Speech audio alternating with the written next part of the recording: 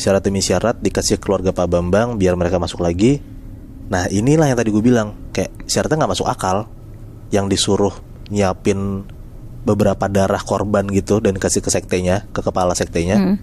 Tapi mereka berdua, si Pak Bambang sama Bu Siska ini ngelakuin aja gitu.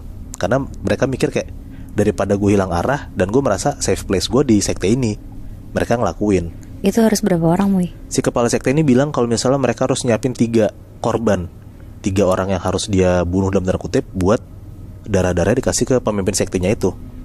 Wow. Nah ada di satu malam Pak Bambang dan Bu Siska ini datang ke tempat ibadah sektenya. Tempat ibadah sektenya itu bener-bener kayak rumah doang gitu Nat. Dan pengandutnya pun juga gak banyak, cuman 10-an orang gitu. Pak Bambang dan Bu Siska ketemu sama pemimpin sektenya. Dan ternyata pemimpin sektenya tuh awalnya bener-bener gak mau banget nerima keluarga Pak Bambang. Karena kayak, ya lo udah cabut, ya udah cabut aja, lo ngapain masuk lagi ke sini gitu.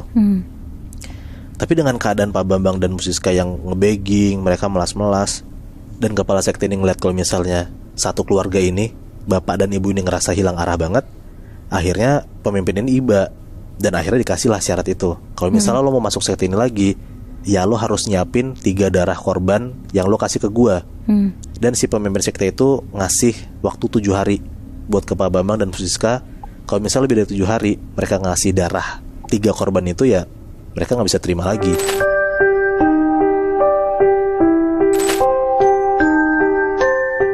Jadi ada satu keluarga yang terkenal kaya banget. Tinggalnya tuh di Bandung. Nah, saking kayanya keluarga ini, dalam satu komplek perumahan, rumahnya mereka tuh sampai ada 10 di sana. Buset.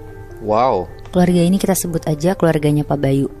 Pak Bayu udah tinggal di perumahan itu tuh dari tahun 88, pas baru menikah sama istrinya, Budia. Dari isi perumahan itu cuma ada 3 rumah, sampai sekarang tuh udah ada 30 lebih rumah di sana. Dan 10 rumahnya punya Pak Bayu?